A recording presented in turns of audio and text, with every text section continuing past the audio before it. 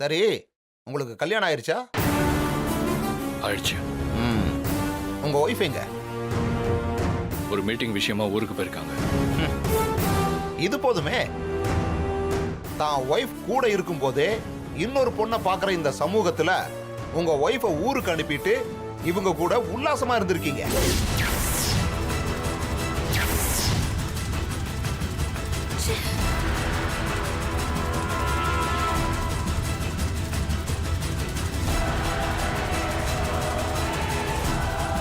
அதை பார்த்த என் கட்சிக்காரரை தப்பு செஞ்சதா சொல்லி பழிய அவர் மேல போட்டிருக்கீங்க.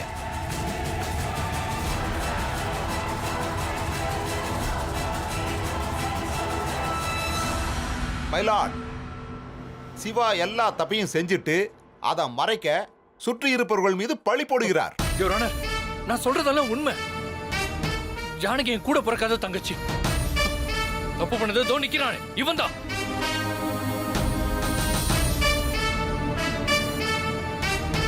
வக்கீல் கேஸ திசை திருப்பறதுக்காக போய் சொல்றாரு மேடம். பொய்யா இருந்தா நீங்க ஏன் கோபப்படுறீங்க? உண்மையை மறைக்கிறவங்க தான் கோபப்படணும்.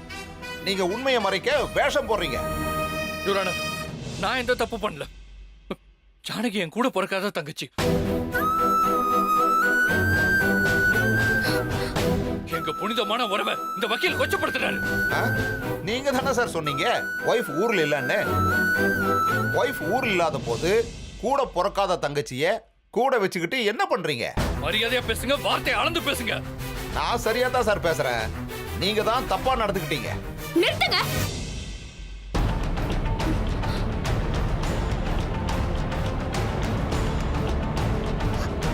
யுவர் ஆனர், என் அண்ணன் சிவா எந்த தப்பும் பண்ணாதவர். அவரு ரொம்ப நல்லவர். என்ன பொறுத்த வரைக்கும் என் அண்ணன் சிவா கடவுளுக்கு சமமானவர்.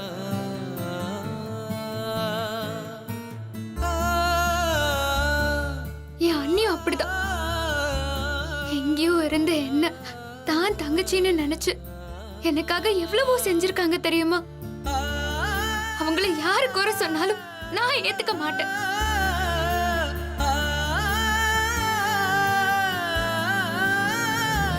அவன் தப்பு செஞ்சது உண்மை. நான் சொன்னத இந்த கோர்ட் நம்பி தண்டனை கொடுத்துட்டா சந்தோஷம். இல்லனா அந்த தண்டனைய கடவுள் கொடுப்பாரு. அதுக்காக ஏன் அண்ணனால அசிங்கப்பட நான் விட மாட்டேன்.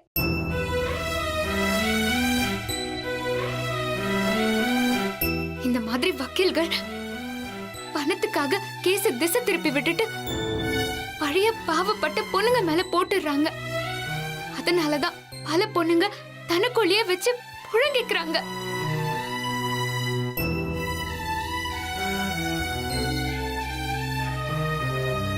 சில பொண்ணுங்க வெளியே வந்தா அவங்கள வார்த்தையாலேயே அசிங்கப்படுத்தி அனுப்பிடுறாங்க. அப்புறம் எப்படி குற்றவாளிக்கெல்லாம் தண்டனை கிடைக்கும்?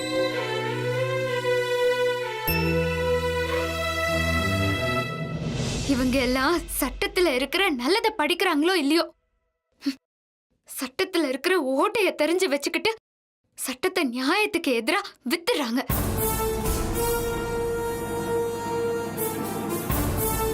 அதனாலதான் இந்த மாதிரி அயோக்கியனுங்க எல்லாம் வெளியே சுதந்திரமா சுத்துறானுங்க. பணம் இருந்தா போதும், எந்த தப்பு வேணாலும் பண்ணிடலான்னு திமிரா இருக்காங்க. முதல்ல அவங்களுக்கு உதவி செய்யற இந்த மாதிரி வக்கீலுங்களுக்கு தான் தண்டனை கொடுக்கணும். போதும் மைலாட், நாங்க இந்த உண்மையை வெளியே கொண்டு வரணும்னு நினைச்சுதா ஏன் லைஃப பத்தி கூட கவலைப்படாம கேஸ் வரைக்கும் நாங்க போட்டோம். ஆனா இங்க வந்ததுக்கு அப்புறம் தான் தெரியுது இந்த மாதிரி வக்கீலுங்க கிட்ட இருந்து எங்களை தான் காப்பாத்திக்கணும்னு. நாங்க போயிடுறோம். அண்ணா வாங்க, நம்ம போலாம். ஜானு நெல்லுமா.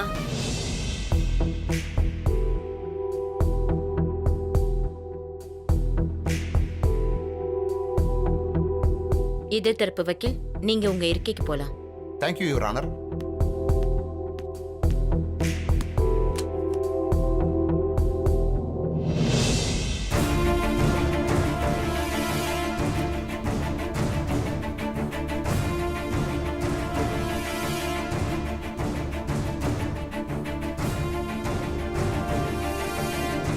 நானும் நிறைய கேஸ் பார்த்திருக்கேன்.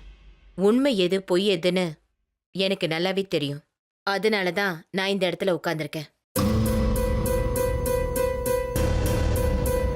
இந்த கேஸை நான் முழுசா பார்த்ததுல கம்பீர ராஜா தான் தப்பு பண்ணிருக்காருன்னு தெளிவா தெரியுது.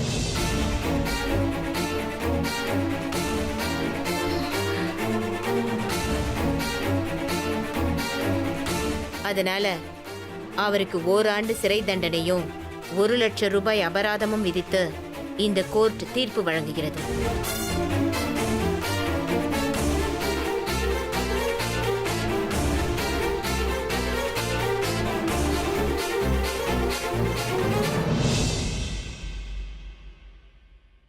இல்ல நான் தப்பு பண்ணல. அமைதி, அமைதி. எதிர்க்கட்சி வக்கீலுக்கு படித்ததால் எது வேண்டுமென்றாலும் பேசி கேஸை திசை திருப்பி விடலாம் என்று நினைக்கிறீர்கள். உங்களுக்கு இந்த கோர்ட் வார்னிங் கொடுக்கிறது.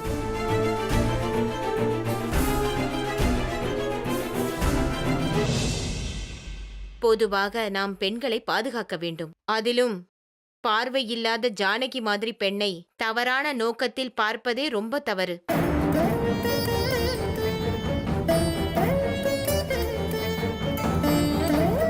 அவளுக்கு நடந்த இந்த தவறான விஷயத்திற்கு இந்த கோர்ட் வருத்தத்தை தெரிவிக்கிறது. ஜானகியின் இந்த தைரியத்தையும் இந்த கோர்ட் பாராட்டுகிறது. எல்லா பெண்களும் இப்படி இருக்க வேண்டும். இதற்கு உதாரணம் இந்த ஜானகி.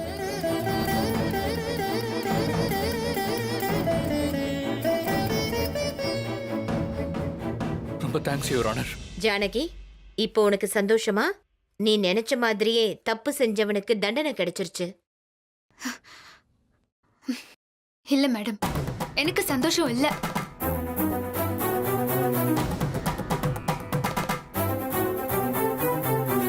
இவனுக்கு இந்த தண்டனை எல்லாம் பத்தாது. சரி, வேற என்ன செய்யணும்னு நினைக்கிற? அவனுக்கு ஏன் கையால நானே தண்டனை கொடுக்கணும்.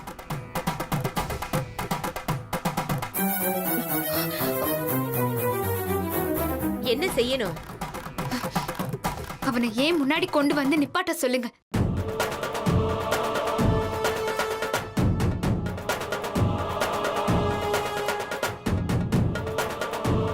கான்ஸ்டபிள், அந்த பையனை இந்த பொண்ணு முன்னாடி கொண்டு வந்து நிறுத்துங்க. Okay madam.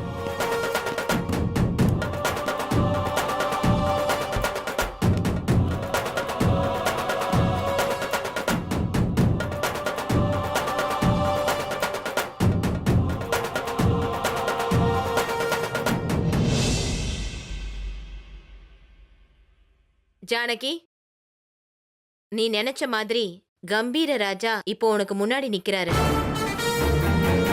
அவனுக்கு நீ என்ன தண்டனை கொடுக்கணும்னு நினைக்கிறியோ அதை நீ கொடுக்கலாம். ஜானு,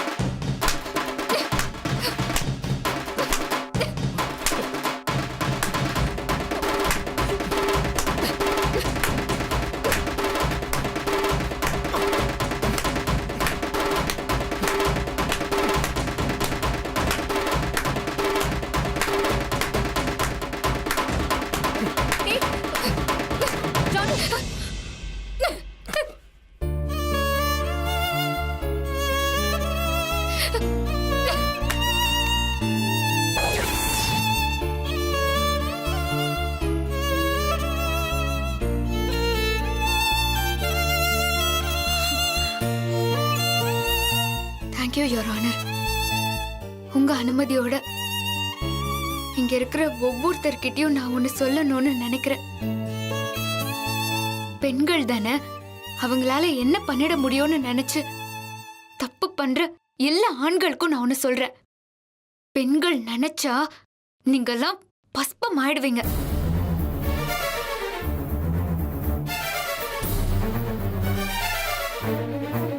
தப்பு செய்யணும்னு நினைக்கிறதுக்கு முன்னாடி உங்களை பெத்ததும் ஒரு பொண்ணு தாங்கிறத நினைச்சு பாருங்க.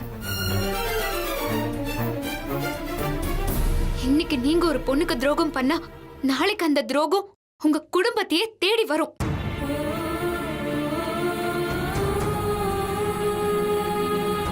இன்னைக்கு நான் கொடுத்திருக்கிற இந்த தண்டனை தப்பு செய்ய நினைக்கிற ஒவ்வொரு ஆணுக்கும் ஒரு எச்சரிக்கை.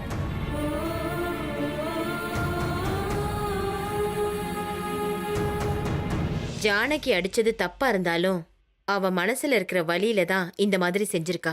அதனால இந்த கோர்ட் அவளை மன்னிக்கிறது.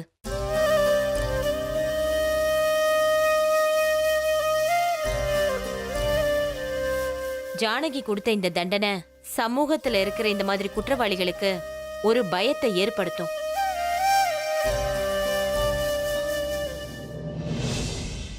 இதனால மேல் இடத்துல இருந்து எனக்கு எந்த பிரஷர் வந்தாலும் அதை நான் எதிர்கொள்ள தயாரா இருக்கேன்.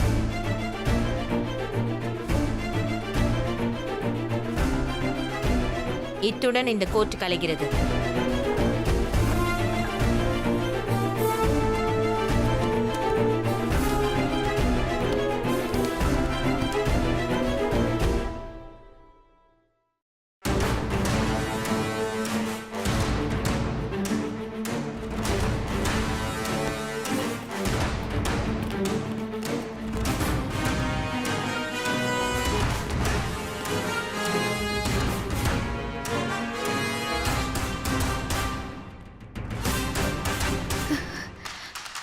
வா.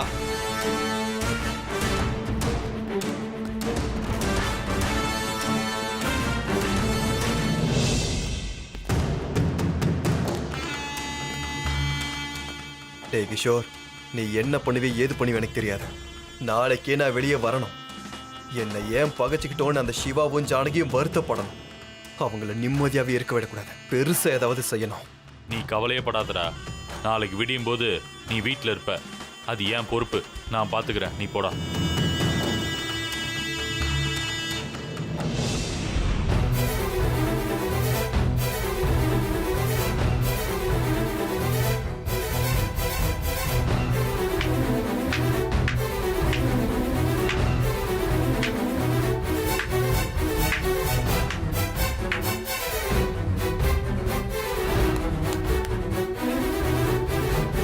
குட் ஜானு, நீ பண்ணதுதான் சரி.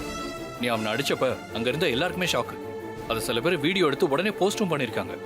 அது வைரலும் ஆயிடுச்சு.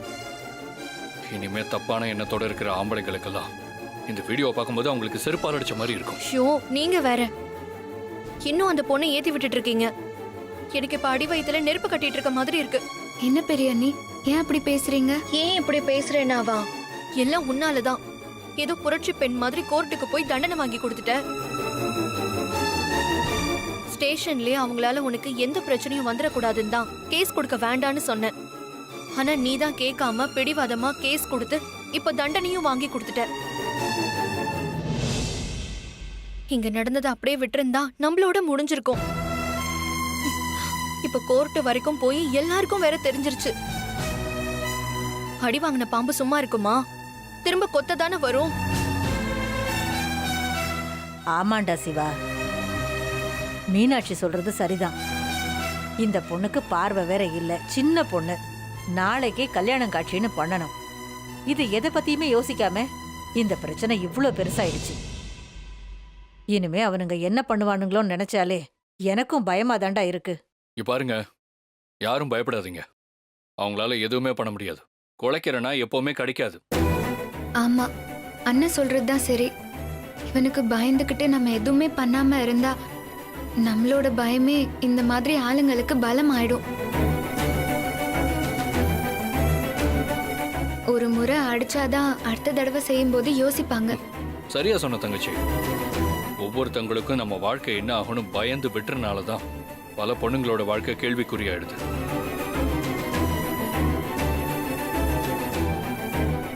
இந்த மாதிரி ஆம்பளைங்கெல்லாம் ஆணாதிக்கத்தோட ஆடுறாங்க. இவங்களுக்கெல்லாம் ஒரு முற்றுப்புள்ளி வைக்கணும்னா பெண்கள் தைரியமா இருக்கணும். நமக்கு நடந்த கொடுமை எந்த பொண்ணுக்கும் நடக்கக்கூடாதுன்னு நினைச்சாலே குற்றங்கள் குறைஞ்சிரும். ஏட்டு சுரக்கா கறிக்கு உதவாது. அந்த மாதிரி தான் இதெல்லாம். பேச்சுக்கு வேணா நல்லா இருக்கும் ஆனா நடைமுறைக்கு ஒத்து வராது. கரெக்ட் பாட்டி. பாட்டி இப்படி சொல்லி தான் ஓரம் கட்டாம இறங்கி செய்யணும்னு சொல்றேன். ஒவ்வொருத்தவங்களும் அப்படி நினைக்கணும் பாட்டி. கண்டிப்பா அப்படி யாரும் நினைக்க மாட்டாங்க. உண்மைதான் அண்ணி. அதுக்கு விதையா நானே இருந்துட்டு போயிடுறேன். இதனால என்ன, என் உயிர் போகுமா? போகட்டும். ஆனா என்னால பல பெண்கள் சந்தோஷமாவும் நிம்மதியாவும் வாழ்வாங்கல்ல, அந்த நிம்மதி எனக்கு போதும். ஜானு, பயந்து பயந்து எத்தனை நாள் வாழ்ந்துட முடியும்? என்னைக்கு இருந்தாலும் சாவு நிச்சயம். அது நல்லது செய்யறதுனால போறதுல தப்பே இல்லை. என் ஒய்ஃப் இருந்திருந்தா கூட இதே தான் செஞ்சிருப்பா. நீயும் என் ஒய்ஃப் மாதிரி இருக்கிறத நினைச்சு எனக்கு ரொம்ப சந்தோஷமா இருக்கு. மில்கி மேன், சூப்பரா சொன்னீங்க மில்கி மேன். தெரியுமா, அம்மா டெல்லியில தனியா இருக்கும்போது யார் வந்து பிரச்சனை பண்ணாலும் இப்படிதான் அடிச்சு வெளுத்து வாங்கிடுவாங்க. அதனால ஆம்பளைங்க அம்மா பக்கத்துல வரதுக்கே பயப்படுவாங்க. ஓ, எனக்கு அம்மா கிட்ட பிடிச்சதே எங்க அம்மாவோட தைரியம் தான். அதனால நீங்க பயப்படாதீங்க. அத்தை அம்மா மாதிரி ரொம்ப தைரியமா இருக்காங்க. அவங்களே பார்த்துப்பாங்க. ம், இருந்தாலும் அத்தைக்கு ஹெல்ப் பண்றதுக்காக நான் ஒரு gift வாங்கிட்டு வந்திருக்கேன். கிஃப்டா? எங்க காட்டு? டன்டடாய்! ஹேய், டே என்கிட்ட குடுறா. அஸ்கு புஸ்கு, நான் அத்தை கிட்ட தான் கொடுப்பேன். அத்தை இந்தாங்க அத்தை, இதை வாங்கிக்கோங்க. ம், ஆ. புகழ், என்ன இது வாட்ச் மாதிரி இருக்கு? கரெக்டா சொல்லிட்டீங்க அத்தை. ஆனா இது சாதாரண வாட்ச் இல்ல, இது ஹெல்பிங் வாட்ச். ஹெல்பிங் வாட்சா? ஆமா மில்கி மேன். அத்தை, நீங்க இந்த பட்டன் அழுத்தினா நீங்க எங்க இருந்தாலும் 25 மீட்டருக்கு சத்தம் வரும். உடனே யாராவது வந்து ஹெல்ப் பண்ணிடுவாங்க.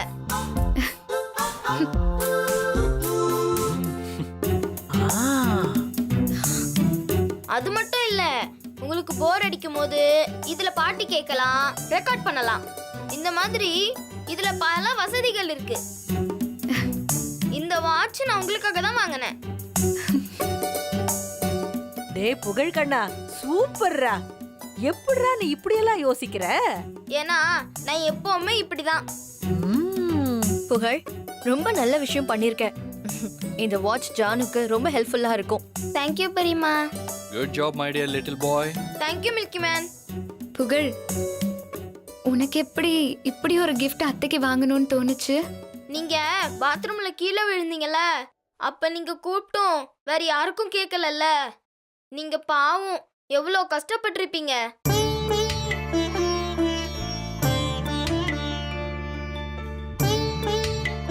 அதனாலதான் உடனே கூகுள்ல போய் செக் பண்ணேன். அதை நான் ஆர்டர் பண்ணி வாங்கினேன். தேங்க்யூ so மச் புகழ். கொடுங்க அத்தை, நான் கட்டி விடுறேன். கை காட்டுங்க அத்தை. ம்,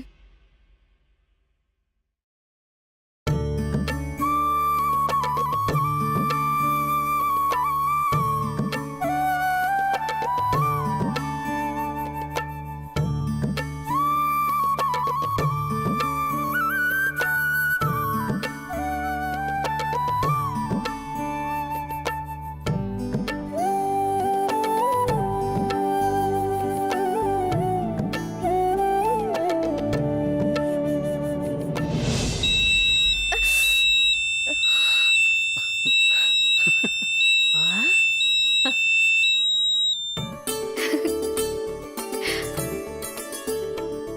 அத்தை எங்க நீங்க அழுத்துங்க பாப்போம். ஆம். அப்பா,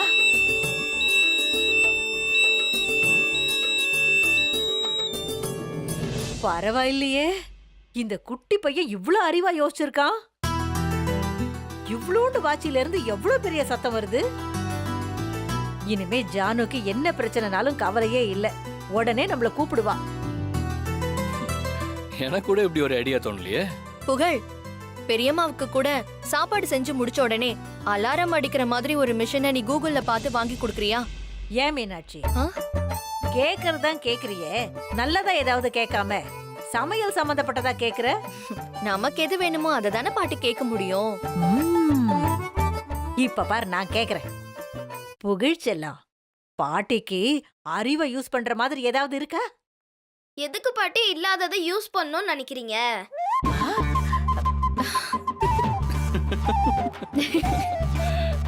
டேய், பெரியம்மாவை நான் கிண்டல் பண்ணதுக்கு நீ சப்போர்ட்டாடா?